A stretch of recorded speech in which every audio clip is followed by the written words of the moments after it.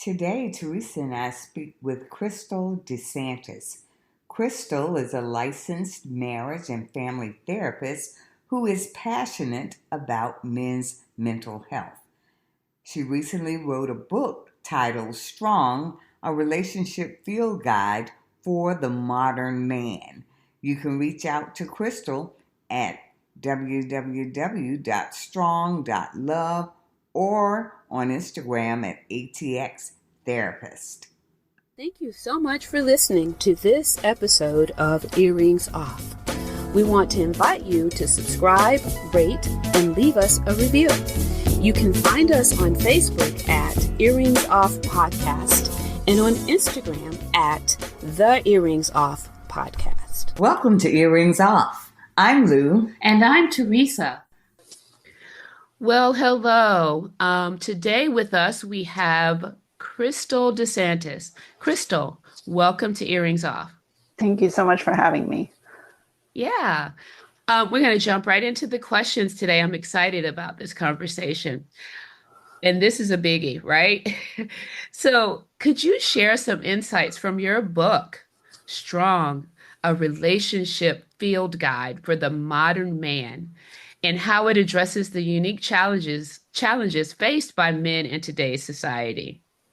Yeah, absolutely. So I'm a marriage and family therapist. And the reason I wrote this book is because I was seeing couples coming into therapy where the women, have an idea of what they want in a marriage.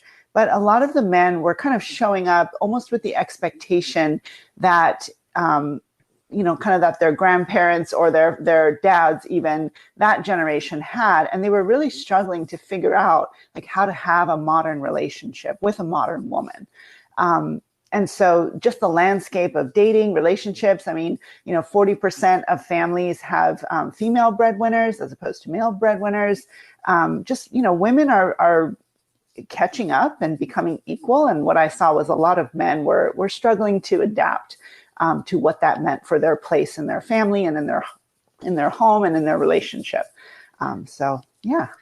Does that mean that they were opposed to those things? No, they were just really not sure what to do about it. Okay. Right. Yeah. Some are opposed for sure, but there were, the ones that were in therapy were ones saying, I want to make my wife happy, but I don't know how. She's asking me for these things I don't know how to do. Right. Yeah. So what are some common misconceptions about masculinity and relationships that you aim to debunk through your work? Talk to us about that. Yeah. So, first of all, I think there's a lot of conversations about like toxic masculinity. And what I really wanted to emphasize, part of the reason I named my book Strong and, really make it for the modern man is, masculinity it can be a very healthy thing. It's a very needed thing. But one of the things I saw in the research is that men in the past used to kind of identify their masculinity by three things: being a protector, being a provider, and being a procreator.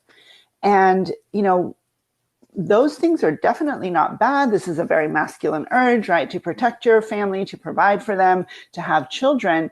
But, adapting that to what the modern woman is looking for in a partner is really what the message is here. It's not that masculinity is, old news and it needs to go away and now it's, a woman's world. It's, how can we take those masculine traits and adapt them so that they work in the modern family and really fit into, the world that a modern woman also is part of. What advice do you have for individuals navigating the complexities of modern dating and relationships? Yeah, this is a tough one.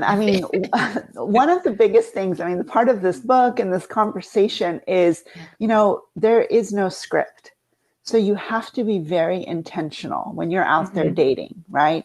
Because in the past, it was like, most people dated to get married. Most people dated and got married and assumed that there would be children in the future. Or that, one partner would stay home and raise the children. And all of that has changed, right? So that is something that I really emphasize when it comes to dating is like, be very clear about what it is you're looking for. because if you don't know, then of course you're not going to find it. But also, if you do know, it's important that you find somebody who also has the same vision, because otherwise I see couples where they're at the premarital stage and suddenly they're like, wait a minute, did you want kids? Did we talk about, I wasn't Right. planning on staying home. Like what? Right. Right. Yeah, that is Yeah. something, Yeah. right? And It, I would imagine, Crystal, that's even more important now in today's dating world because years ago, you met someone through more organically through interactions in different environments. And now I tell you, in the New York Times, in their marriage section or the wedding section, almost every couple met online. And Mm-hmm. I am just fascinated by that. And so when you talk about knowing yourself and what you're looking for, that would be to me even more important when you're setting up your profile and setting up your expectations that you're very clear with yourself so that you can be authentic in what you're looking for or your expectations. Absolutely. I mean, you also bring up a really good point, and is that, in the past when people met each other through community, Yeah. in a lot of ways, they also knew a lot about each other because they knew about each other's families. Right, Maybe right, they right. knew, Yeah, and yeah, now it's like you get a one-dimensional like right. internet profile. So Yeah, yeah. you don't want to be fake about it. You're just No, gonna you do not. And it, I mean, I could be wrong, but what I'm just seeing, and even in other articles, people share how they met, and it's a high percentage from Mhm. online, Oh yeah, connections. So yeah, absolutely. yeah, Yeah. I met my husband online. yeah, yeah, yeah. How do societal expectations about around masculinity impact men's attitudes towards seeking therapy, especially for issues related to sex and intimacy?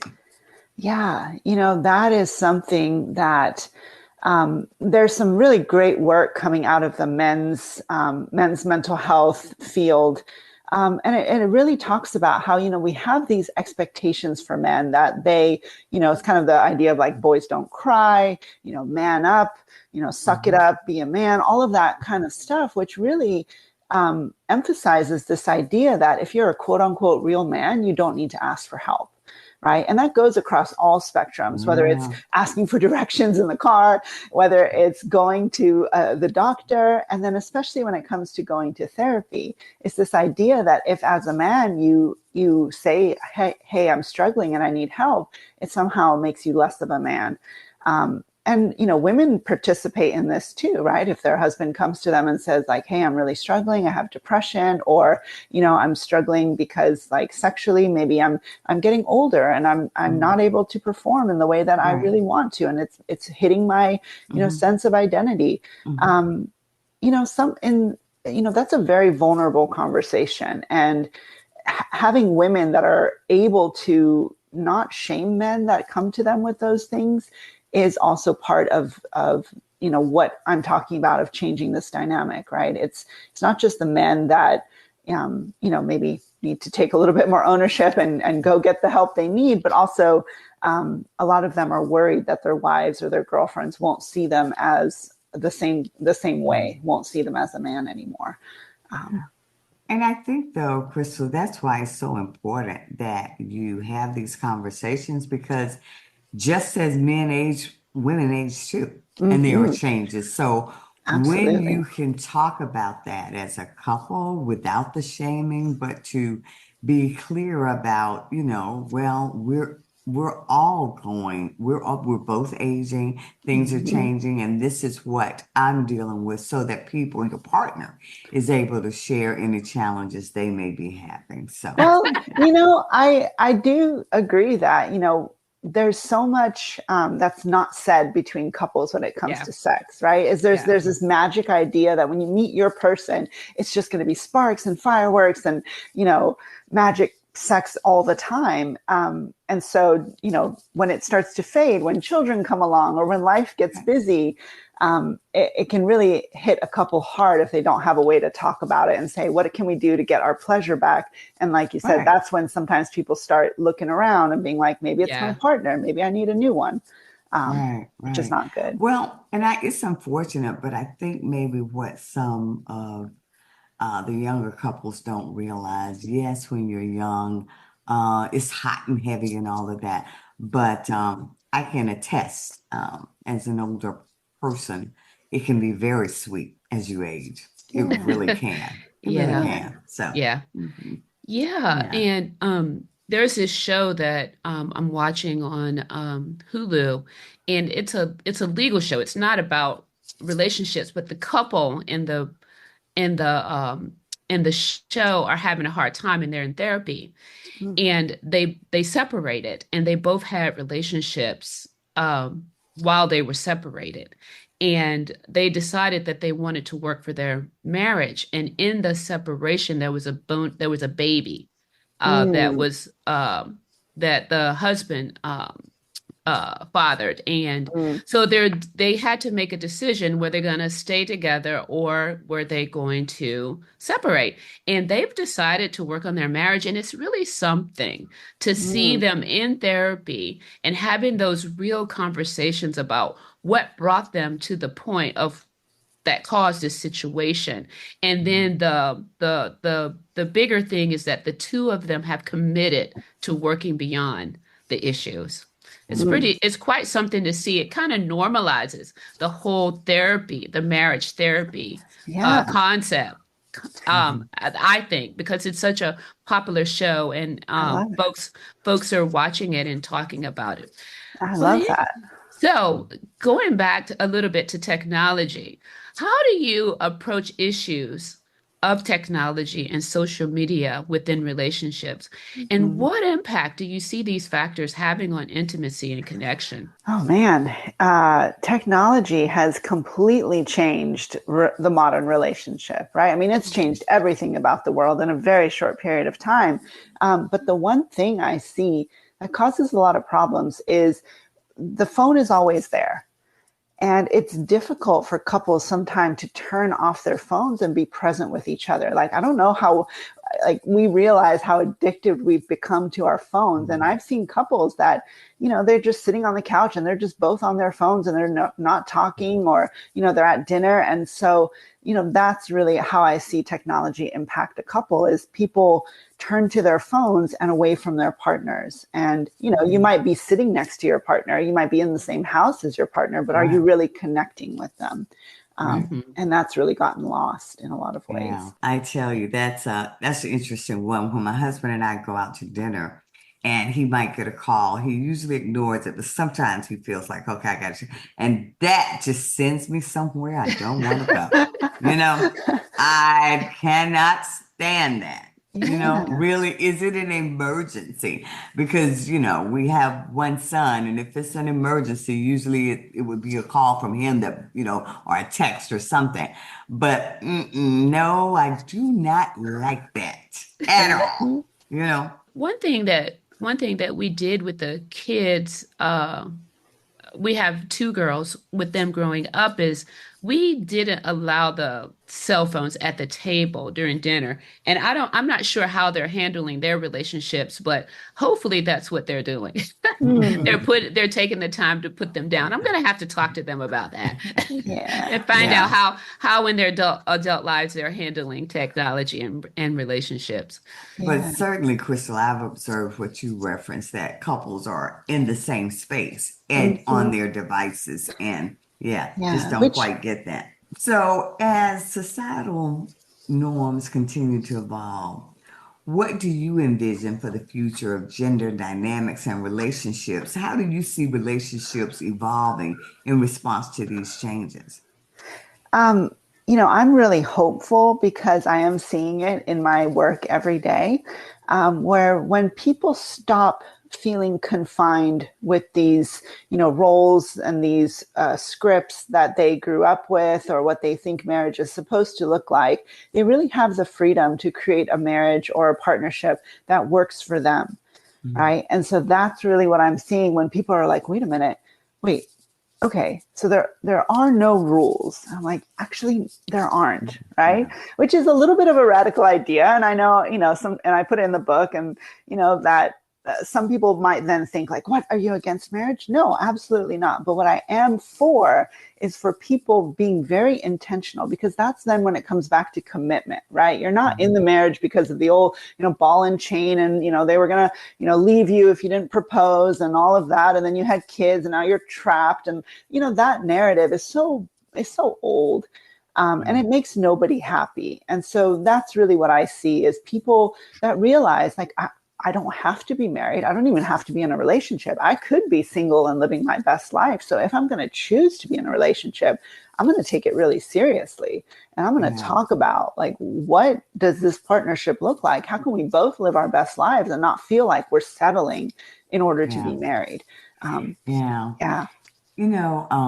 I had lunch a few weeks ago with a mentor, and she is probably close to 80, but anyway, she was sharing that, her husband died years ago, and Mm, she finished college, immediately got married, and, did the mommy thing and all of that. She worked, but she was very, spent the bulk of her time with her family, all of that.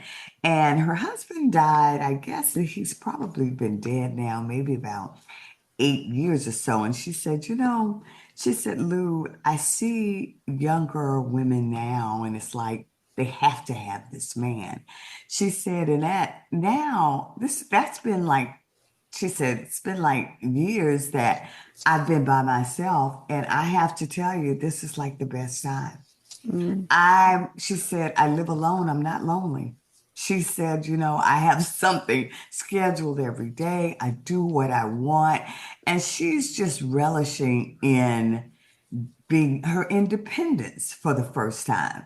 And mhm. she said, I wish younger women would think about and decide, is this what you want to do? Or is this what you've been told you should do? She Yeah. said, because I was raised, this is what you had to do. And Mhm. I have to tell you, she said, I loved my husband, but this is by far just such a wonderful time in my life. And we had a very honest conversation about that. So, Mhm. but in terms of gender dynamics, Crystal, what I'm seeing, and it might be unpopular with moms because I'm one, but I am telling you, these girl dads, they are having an impact on Mm, society. They mhm. really are, because I see dads with their girls, and they are teaching the young girls that you have no limits, Mhm. that you could do what you want to do. And I see girls being fierce, being bold. And this is not to take anything away from women, but I'm watching the dynamics. And I'm a former social worker, and I too did counseling. These girl dads are, I'm telling you, they are forming some kind of change for women, for Yeah. females. And Yeah. I think it's very important. I watch it, I love it. And when I'm looking at what's happening, I'm seeing differences in how girls are reacting to that relationship and Mhm. what they're taking from those experiences with the men in their lives into other areas. And I am here for it every day, all day. Absolutely. And part of the very first foreword of my book is everybody's out here empowering women. Who is preparing men for these empowered Oh women? yeah, yeah, You yeah, know, Right, yeah, right, yeah. because that's right, exactly it, right? Yeah, yeah. And right. hopefully, just as the men, I'm seeing the changes that those relationships are having with girls, hopefully the young boys are Mhm. also being seeing some role models Yeah. with men in relationships with empowered women. And they're Absolutely. taking some cues from that as well. So, Absolutely. yeah, Yeah, yeah. absolutely. And Mhm. this is something, like you said, seeing men be more present as fathers Yeah, and really taking ownership, but also yeah. pride and just a lot of playfulness and pleasure Right, in right, in right. that role. Yeah, because even though it might have been subconscious and in recent years it wasn't really verbalized, but there was this thing, of course, where you got a son, and Hmm. it's like, no, men are just so removed from that now. Hmm. They are taking pride in this title. I'm a girl dad. They're wearing Hmm. shirts. They're all about that. So, Yeah. like Yeah. I said, I'm excited to see it. Yeah, Absolutely. Yeah. yeah, Okay, all good discussion, but unfortunately, we've reached the last of the questions. So, are there any final thoughts that you'd like to share with our audience? Any words of wisdom or your contact information? Just anything you'd like to leave with our audience, please do. Sure. Yeah, you can find me on Instagram, ATX Therapist, because I'm in Austin, Texas. So ATX Therapist. I also have a website. It's just strong.love. And then my book, if you're interested, you can find it on Amazon and on Audible for ease of listening. So yeah, that's how you can find me. Well, I believe this to be a great work that you're doing, and we yes, wish yes. you all the best. All Thank right. you. Thank Thanks you Take so for, good much. care. yeah, All right. take good care.